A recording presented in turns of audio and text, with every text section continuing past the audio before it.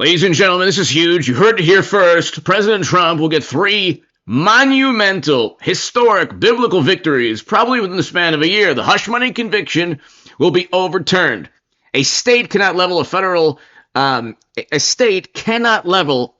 FEC conviction, a federal conviction against anyone without the federal government, the Department of Justice, and the FEC involved. State can level federal statutes and prosecute federal statutes, but they need the Department of Justice and the federal government, in this case the FEC, involved to prosecute for any hush money conviction, for any FEC violation. Okay, so the Supreme Court or a lower court is going to overturn the hush money conviction. Okay, Trump files formal notice of plan to appeal hush money conviction. You'll hear from Hans von Spakovsky, former FEC chairman, in a second. This is huge, ladies and gentlemen. I think they're going to handle the appeal. Okay, this is the weakest case in my 60 years of practicing law I've ever seen, Dershowitz said. Justice gets criminal referral.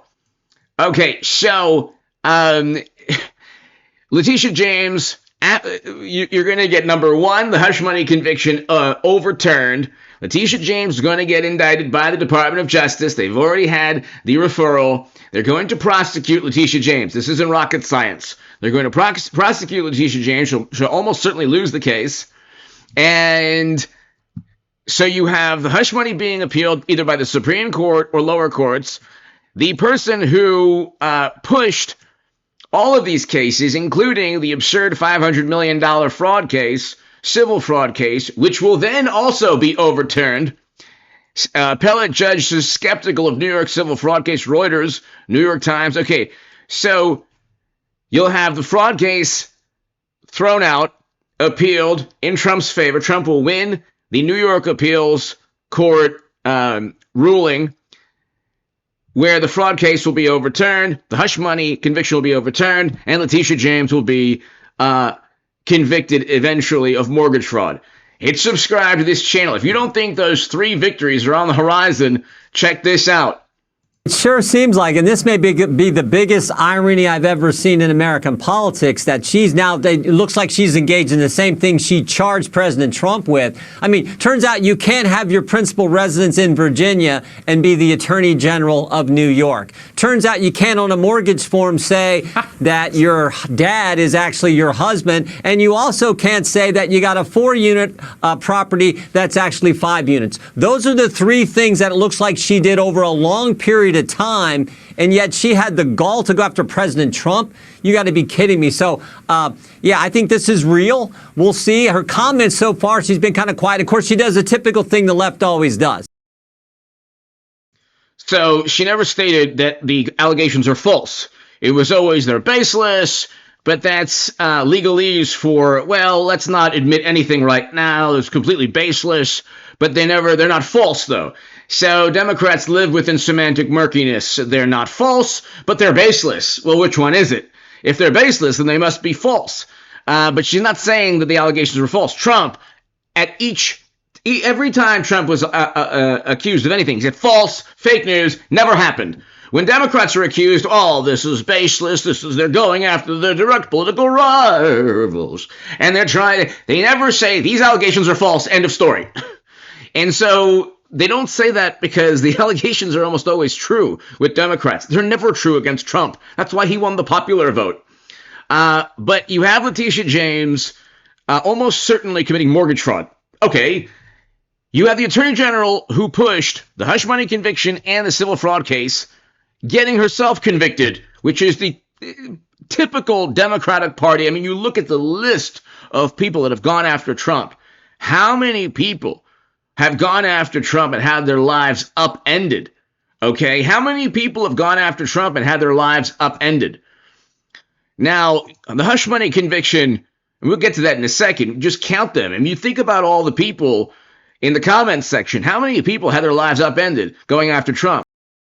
Of whether Donald Trump was running for president. The whole question comes down to whether hush money payments great lawyers that do that stuff are saying there's nothing illegal. The president does get backup from a former member of the Federal Election Commission. In an op-ed in the Heritage Foundation's Daily Signal, Hans von Spakovsky wrote that the payments were a private transaction, not subject to campaign finance laws. That had nothing to do with the campaign, weren't dependent on the campaign, and therefore there was no violation of federal law when these payments were made. Spakovsky's argument centers on a statute that states campaign expenses do not include payments used to fulfill any commitment, obligation, or expense of a person that would exist irrespective of the candidate's election campaign. In other words, Spakovsky claims Daniels and McDougal likely would have come forward regardless of whether Donald Trump was running for president. The whole question comes down to whether hush money payments made to these women, whether that's a campaign-related expense as opposed to a personal expense. And it's very clear from prior actions of the Justice Department and the Federal Election Commission that this is not a campaign-related expense. President Trump. It was never a campaign-related expense. The FEC dropped the case. Okay? Here's another person who will likely either be indicted or who knows. But you have the hush money conviction based on the interpretation of a state court. Not allowed under our Constitution. Okay? And it's an absurd leap of logic. So the hush money conviction will be overturned. You saw the allegations against Letitia James. These aren't outlandish allegations like Trump, overvalued Mar-a-Lago. And Mar-a-Lago is only $17 million and Trump inflated his net worth. Democrats still can't accept the fact the man's a billionaire and a two-term president, part of Americana, and one of the greatest presidents in U.S. history. Easily, in terms of foreign policy, the economy, domestic policy. He's actually enforcing laws and trying to prevent endless wars. The exact opposite of Democrats and never Trump Republicans. But you have the appeals court, which will overturn the hush money conviction. The civil fraud, the absurd nonsense that he overinflated his net worth. They indicted Trump, whether it was Jack Smith, or they indicted Trump based on MSNBC and CNN and liberal pundit and Democratic Party hysteria talking points. They made absurd leaps of logic. Listen to this. The appeals court, the appellate court in New York, doesn't buy any of it. And this is all the work Letitia James tried to do. Everything Democrats tried to do will be erased within a year and a half. Check this out. The crime has still been committed, even though the counterparty didn't rely on it at all. So that's you're pointing to Ernst & Young, you're pointing to First American. Ernst & Young, you're dealing with the collapse of Lehman Brothers. First American, you're dealing with an action brought against an appraiser who overvalued properties at the behest of a lender perpetrating a scheme to induce unsophisticated consumers into taking out home loans that they could not afford. It hardly seems that justifies bringing an action to protect Deutsche Bank against President Trump, which is what you have here. I mean, you've got two really sophisticated parties in which no one lost any money, and that was the point of my initial question. Every case that you cite involved where there was damage to consumers, damage to the marketplace. You've got a scheme to get unsophisticated consumers to take out home loans. You got a collapse of Lehman Brothers. You don't have anything like that here. Well, first of all, Your Honor, the statute doesn't require that whatsoever for liability. And the statute is written broadly because the legislature. But the statute, the appeals court is not going to look at whether the statute allows an attorney general to try and harm Trump politically and financially.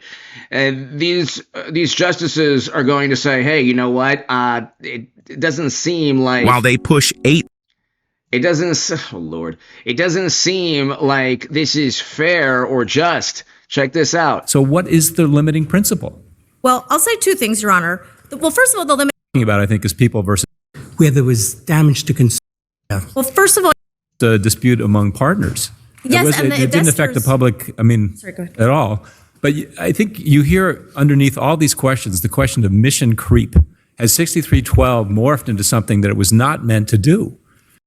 And that's something you must address, because there has to be some limitation on what the Attorney General can do. So the entire argument by the Letitia James legal team, the New York Attorney General, is, well, technically we can utilize these statutes. The appeals court says, yeah, but you're utilizing them because of political purposes, to go after your political opponent, just like they did with the hush money case. All of this will be overturned. Every single attempt to harm Trump will backfire. Every single thing the Democrats in New York and elsewhere tried to do, it won't work. Okay? And there's got to be a higher power protecting this man. God bless him. Hit subscribe.